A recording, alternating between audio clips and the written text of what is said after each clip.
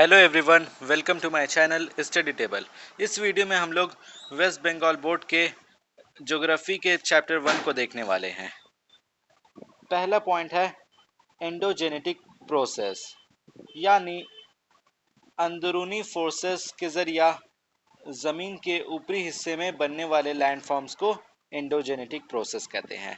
Internal forces में magma, लावा, आतिशफिशा, ज़मीन की परत की हरकत वगैरह शामिल है और इसके ज़रिए बनने वाले लैंडफॉर्म मसलन फोल्ड माउंटेन, ब्लॉक माउंटेन, प्लेटू वगैरह है। ब्लॉक माउंटेन और फोल्ड माउंटेन की सबसे अहम एग्जाम्पल हिमालय, सतपुरा, अरावली वगैरह है। ये सब हिंदुस्तान में पाई जाती है। दूसरा पॉइंट देखते हैं एक्सोजेनेटिक प्रोसेस। ये एंडोजेनेटिक प्रोसेस के जस्ट अपोजिट है। एक्सोजेनेटिक प्रोसेस में एक्सटर्नल फोर्सेस जैसे बारिश, विंड, रिवर, ग्लेशियर वगैरह के जरिया लैंडफॉर्म बनती है। इन लैंडफॉर्म में mushroom rock, V shaped valley, gorge, canyon, roches moutonnées वगैरह शामिल है। हमारे सिलेबस में एक्सोजेनेटिक प्रोसेस के बारे में ज़्यादा बातें हैं और ये प्रोसेस विंड, ग्लेशियर और रिवर के ज़रिए होने वाला है, जो हम लोग आगे पढ़ेंगे। अब हम लोग देखते हैं कि एक्सोजेनेटिक प्रोसेस को कितने हिस्सों में तकसीम किया गया है। पहला है ग्रेडेशन। ये असल में एक्सोजेनेटिक प्रोसेस है। इस प्रोसेस के ज़रिया ज़मीन की नाहमवार सतह प्लेन होती है, हमवार होती है। ग्रेडेशन को हम लोग दो हिस्सों में तकसीम कर सकते हैं, जो यहाँ पे आसानी से देखा जा सकता है। पहला है एग्रेडेशन। इस अमल के ज़रिया ज़मीन की निचली सतह जमाव के ज़रिया ऊंची होती है और इसकी दूसरी किस्म है डिग्रेडेशन।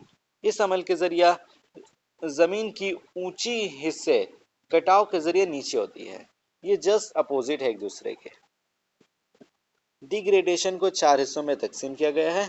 पहला है वेदरिंग, दूसरा है मास वेस्टिंग, तीसरा है ड्यूनिडेशन और चौथा है ट्रांसपोर्टेशन। वेदरिंग वेदर के जरिया होने वाले कटाव का अमल है। ये एक स्टैटिक फोर्स है जिससे काफ़ी मिकदार में मादों का कटाव होता है। दूसरा है मास वेस्टिंग। ये पहाड़ में मौजूद बड़े बड़े मिट्टी के ज़र्रात, पत्थर वगैरह ग्रेविटी के असर से नीचे आने के अमल को कहते हैं। इसे हम लोग इस तरह डायग्राम से समझ सकते हैं।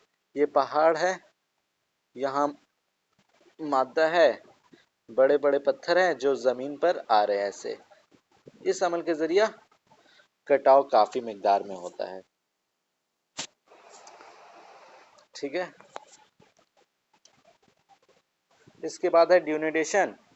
इस अमल के ज़रिया चट्टान की ऊपरी सतह कट जाती है और वो उसका अंदरूनी हिस्सा बाहर निकल आता है। ट्रांसपोर्टेशन काफ़ी आसान है। वो अमल जिसके ज़रिया मादे एक मुकाम से दूसरे मुकाम जाते हैं उसे ट्रांसपोर्टेशन कहते हैं। ये काफ़ी आसान था। यहाँ पर हमारा बेसिक कॉन्सेप्ट क्लियर होता है और इस चैप्टर का इंट्रोडक्शन भी पूरा होता है। इसके बाद हम लोग देखेंगे वर्क ऑफ रिवर, जो कि काफ़ी इंटरेस्टिंग होने वाला है। पहला पॉइंट है हाइड्रोलॉजिकल साइकिल। इसे हम लोग डायग्राम से समझने की कोशिश करते हैं। मान लीजिए कि ये एक वाटर बॉडी है। यहाँ सूरज से हीट आ रही है, जिसकी वजह कर वाटर बॉडी के पानी वेपर में बदल रहे हैं और ऊपर की जानिब जा रहे हैं, जिससे कंडेंसेशन का अमल होता है और बादल की तश्कील होती है। इसके बाद बादल फटकर जमीन पर पानी बारिश की शक्ल में वापस आ जाता है। इस पूरे अमल को हाइड्रोलॉजिकल साइकिल कहते हैं। इसे हम लोग बचपन में भी पढ़ चुके हैं, छोटे क्लासों में पढ़ चुके हैं। चलिए मैं इसे अब इरेज कर देता हूँ ताकि समझने में आसानी हो। ठीक है, चलिए तब दूसरा पॉइंट देखते हैं। सोर्स ऑफ रिवर, वो मुकाम जहां से दरिया निकलता है उसे सोर्स कहते हैं, मसलन ग्लेशियर, प्लेटू वगैरह। इसके बाद है माउथ ऑफ रिवर, वो मुकाम जहां दरिया खत्म होता है, मसलन जहां दरिया समुंदर से मिलता है उसे माउथ कहते हैं। इसके बाद आता है रिवर बेसिन, वो पूरा इलाका जहां से दरिया अपने माविन, अपने ट्रिब्यूटरीज और डिस्ट्रीब्यूटर्स को लेकर बहती है, उसे रिवर बेसिन कहते हैं। अब हम लोग जरा ट्रिब्यूटरी और डिस्ट्रीब्यूटरी को समझ लें। मान लीजिए कि ये एक असल दरिया है, अब इससे एक छोटी नदी जुड़ी, यही छोटी नदी को ट्रिब्यूटरी कहेंगे, और यहाँ से एक छोटी नदी इस असल दरिया से निकल गई है, इससे अलग हो गई है, तो इस अलग होने वाली दरिया को क्या कहेंगे? डिस्ट्रीब्यूटरी कहेंगे। बिल्कुल सही, डिस्ट्रीब्यूटरी कहेंगे। ये दोनों एक दूसरे के अपोजिट है, ट्रिब्यूटरी और डिस्ट्रीब्यूटरी।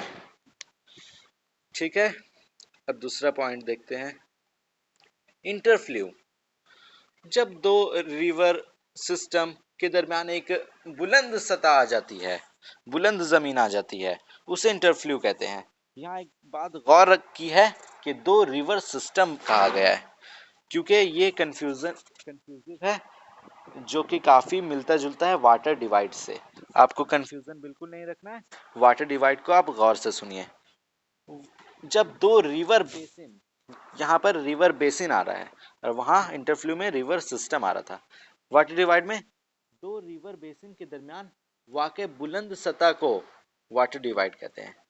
दो रिवर बेसिन के दरमियान वाक़ बुलंद सतह को वाटर डिवाइड कहते हैं, और इंटरफ्लू दो रिवर सिस्टम के दरमियान वाक़ बुलंद सतह को इंटरफ्लू कहते हैं। मैं उम्मीद करता हूँ कि ये कॉन्सेप्ट आपका क्लियर हो गया होगा। अब नेक्स्ट पॉइंट देखते हैं, वाटरशेड। जब जब असल दरिया पहाड़ के मुख्तलिफ सिमत के मुताबिक अपनी सिमत को तब्दील करती है, उसे वाटरशेड कहते हैं। अब हम लोग कोर्स ऑफ रिवर की तरफ चलते हैं। कोर्स ऑफ रिवर के डेफिनेशन ये होता है, जिस पूरे इलाके से दरिया बहती है उसे कोर्स कहते हैं। एक आइडियल नदी आमतौर पर तीन मरहलों से होकर गुजरती है। पहला है मॉन्टेनियस कोर्स, दूसरा है प्लेन कोर्स, और सबसे आखिर में डेल्टाइक कोर्स। इसके नाम से हमें थोड़ा बहुत आइडिया मिल जाता है। मॉन्टेनियस मतलब माउंटेन, प्लेन मतलब मैदान, और डेल्टाइक मतलब जहाँ समुद्री इलाका। समझिए डेल्टा, आपको आगे पता चल जाएगा डेल्टा किसे कहते हैं। बस समुंदर समझिए, समुंदर है, समुंदर के पास। मॉन्टेनियस स्टेज में दरिया की रफ्तार काफ़ी तेज़ होती है, क्योंकि यहाँ दरिया का ढाल बहुत सीधा होता है, खड़ा होता है, जैसे आप इस फोटो में भी देख सकते हैं। इस फोटो के ज़रिए भी आप समझ सकते हैं। देखिए यहाँ पर काफ़ी खड़ी ढाल है, दरिया की ढाल काफ़ी खड़ी है। इसके अलावा यहाँ पर दरिया का हजम भी कम होता है। देखिए सोर्स के पास कितनी पतली है और नीचे में जाके चौड़ी हो जा रही है। हजम कम है तो रफ्तार भी काफ़ी तेज़ होगी, और रफ्तार तेज़ है तो सीधी सी बात है कि कटाव भी तेज़ होगी। इसलिए मॉन्टेनियस इस कोर्स में कटाव काफ़ी ज़्यादा होती है। सारे कोर्स से सबसे ज़्यादा कटाव मॉन्टेनियस कोर्स में होती है। मैं बहुत आसान लैंग्वेज में आपको समझाने की कोशिश कर रहा हूँ।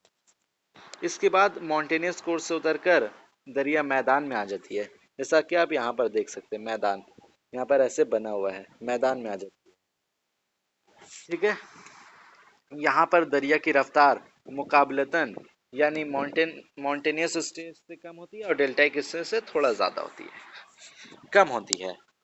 इसलिए यहाँ कटाव का बल भी कम होता है। साथ ही यहाँ पर जमाव भी शुरू होने लगता है।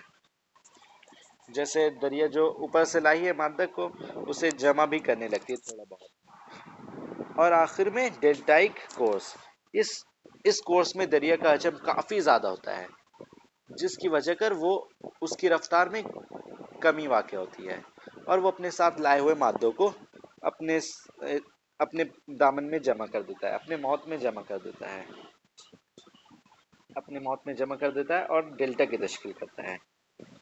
इस तरह दरिया का तीनों मरहला पूरा होता है। आप यहाँ इस तस्वीर को अपनी कॉपी में उतार भी सकते हैं, जिससे आपको समझने में आसानी हो। उम्मीद करता हूँ कि आपको ये वीडियो पसंद आया होगा और आपका कॉन्सेप्ट भी सारा क्लियर हो गया होगा। Thank you.